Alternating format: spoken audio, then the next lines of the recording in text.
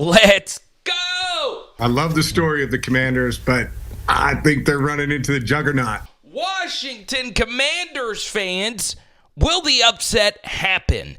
Can the Commanders do the unthinkable as a 10-point underdog and beat the mighty Detroit Lions? Well, it starts, obviously, with understanding Ben Johnson is probably the best play caller in the NFC. Now, there's a little caveat to this, and we'll get to that in a second, but he creates explosive plays like this. So we covered Amon-Ra St. Brown. We normally think of him as the intermediate guy, but Jameson Williams, their vertical guy, has actually done a really good job with in-breakers, right? So once again, you have a vertical here. You have a little mesh concept being run, and normally mesh is a better man beater than zone beater, but what happens on this 4th and 5 is Jared Goff knows he's hot right here, and he has to get rid of it, and he does a really good job taking that lick and getting the football to Jameson Williams, who once again is really, really fast. So huge gain right here to keep the chains moving. And, of course, you get to the run game. So heavy personnel, again, a tight end, a fullback, a running back, and a wide receiver lined up tight. And what you do is you actually run away from it, right? The Baltimore Ravens are really, really good at this. They killed the Steelers with this. So you put everybody to the left, but you're actually running to the right. Now let's just do a little numbers game. All right, everybody is to the left, but when you run to the right, take a look at this, okay? 1, 2, 3, 4. 1, 2, 3, 4. No one to account for the running back, right? It's really good stuff, and it helps if you have an all-pro center like Frank Ragnow. And look at that hole. I mean, look at that. That's ridiculous, okay? And we know the Commanders' rush defense has had its issues, and Jahmyr Gibbs is better than Bucky Irving, all right? So not by much. Bucky Irving is very, very, very good, but Jahmyr Gibbs is just that guy. So you've got to be ready for this. Wow. So this is basically the same thing. So if you were to guess if the Buccaneers are going to run a pitch play with Bucky Irving, you would expect it to go on the side where there's 5 blockers, but you motion Cade Otton away from the wide side of the field, and you end up running this into the boundary, all right? And obviously, Marshall Lattimore, at this stage in his career, he's not going to be as willing of a tackler, and you'll see that with some good down blocks, one from the receiver on the end, you have Bucky Irving in all this space. Now, Lattimore ends up actually making a very, very good tackle right here, but still, it's an explosive run play. Now, let's talk some about this Lions defense. So, the Vikings offense was able to get a huge screen off the last time Detroit played, and just watching Detroit this season, throwing to the running back out of the backfield is something that could be very profitable. So you see C.J. Stroud, obviously friends of Jayden Daniels. He throws his football very quickly to Joe Mixon. And I could see B-Rob and Austin Eckler making some big plays being thrown to out of the backfield because, look, it's going to be loud, it's going to be boisterous, and on top of that, you have this group of offensive tackles for the Commanders, in particular, Coleman, number 74.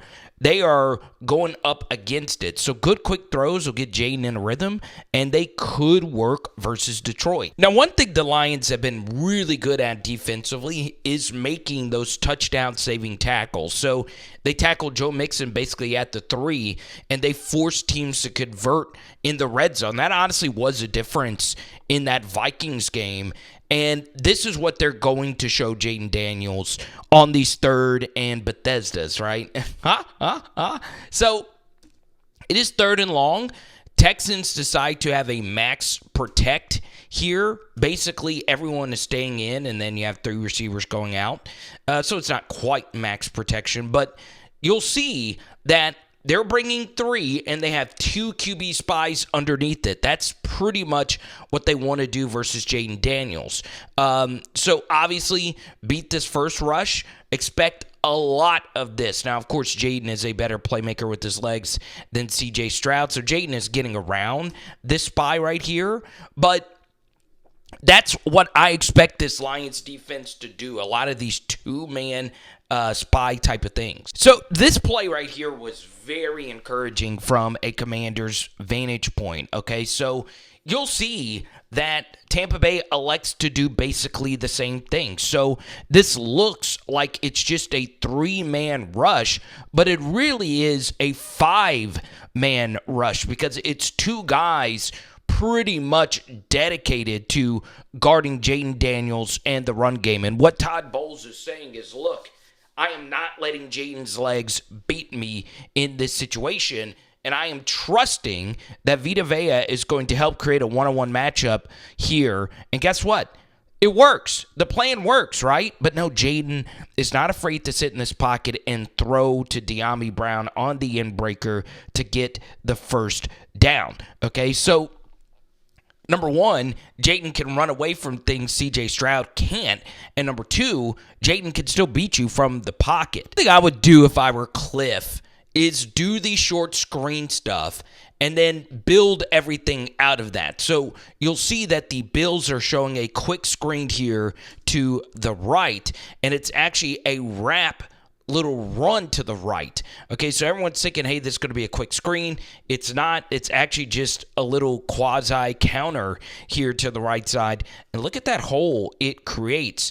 And that is just an absolute huge gain of yards right here. Okay, once again, I never understand the baggy undershirt thing. First down. And now, this is where it gets really sexy. There's not many zone read quarterbacks you will ever see better than Jayden Daniels, okay? And obviously Josh Allen is the best red zone quarterback converter you'll ever see. So obviously Jayden's really good in the red zone with the zone read stuff. And watch what actually happens here. The safety is actually running with the split zone here, and that opens up a huge hole over the middle. Now, one thing I will say when watching the Lions defensively, you will see these coverage mistakes, right? So you'll see that the end or the contain guy ran with the split zone, as did the safety here, and it opens up this huge walk-in touchdown for Josh Allen, okay? Wow. All right, let's go to earlier in this drive. Play action. You're showing, a very long fake right here.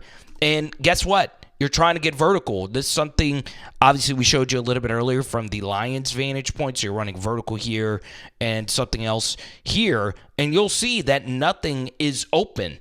Now, this is where you will be the most encouraged if you are a Washington Commanders fan. If you really break down the Lions' schedule, they have not really faced dual threat quarterbacks. They just haven't. We tend to think of Jordan Love as a dual threat quarterback. Well, the great Mina Kimes had an interesting stat that Jordan Love had less rushing yards per game than Aaron Rodgers had this year. So when you really break down the Lions' schedule, Josh Allen really was the only dual threat that they played outside of Anthony Richardson, who's just not good. The Bills in this game, they were able to hit Ty Johnson on some big throws to the running back out of the backfield. Remember, Josh Allen scored that zone read play a minute ago. This time the end crashes down on Allen, and you'll see that this backer is also focused in right here on Josh Allen. And guess what? James Cook all day, every day into this space right here. Man, I am talking myself, and I actually predicted this. I do think the Commanders win this game. All right, so watch what happens here. This time the end crashes down, doesn't even account for Josh Allen. So take a look at this. If Josh Allen had just elected to keep this, it was a run all the way. He's running for a huge amount of yards, right? Because this guy was playing the quick screen the entire way.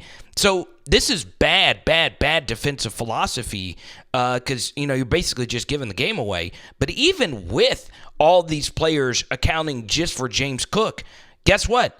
He's still able to get through here for a huge gain. So if I am Cliff, I am zone reading this Lions defense to death, right? They just haven't faced these types of quarterbacks. They just haven't, all right? And forcing a Lions secondary. Kirby Joseph, of course, really good player. Robertson as well. Typical Louisiana stand up. But man, I'll tell you, I'm not showing you a lot of these, and I'm not saying Jayden Daniels is better than Josh Allen. Even though I like Jayden way more than I do Josh Allen, but man, Jayden could do these kinds of things, right? The Lions literally look at their schedule; they just haven't seen anyone like this in a while. Second and Chevy Chase. Look at this. What are you going to do? Defensively, everything looks covered, right? Well, there's no more Aiden Hutchinson in this lineup. DT falls on the ground right there, and wide open rush lane. In this instance, Jayden is a better runner than Josh Allen in the open field like this. Obviously, Allen, of course, way better in the goal line, but Jayden's just going to cook him. Alrighty, so I'm going to give you one extra, and this is very anecdotal stat here, okay? I remember in recent years when it comes to the NFL playoffs, coordinators that are heavily involved in coaching searches, especially if it's on both sides of the football, they can just lay an absolute massive egg in the playoffs. So obviously there was the bye week, but in recent memory, now once again, the Commanders aren't nearly as good as this team. I'm going to point out here, the Kansas City Chiefs. Man, do you remember the Super Bowl a few years ago versus the Philadelphia Eagles? Shane Steichen called his worst game, I feel, as an offense coordinator with the Eagles. And defensively, Jonathan Gannon called his worst game defensively. Well, what happened? Well, they were getting ready to become head coaches. They were in the middle of a lot of interviews, right? The biggest job interviews of their lives. They were distracted, and that is what's happening right now with the Lions. Aaron Glenn will be a head coach next year, and Ben Johnson more than likely will be a head coach next year. There is no way you could fully be concentrated on, coaching these Lions in this next game, right? It's a lot of stress. It changes up your process. And obviously the Commanders, Cliff Kingsbury's been doing some interviews, but he's not as hot of a candidate as those other two names at this juncture. So I am picking the Commanders to pull off this massive upset. I picked it before the season or before this playoffs even began. So let me know what you guys think down below, even though this Lions roster overall I feel is better. It is Power Hour NFL. Boom! And tonight we are doing steaks.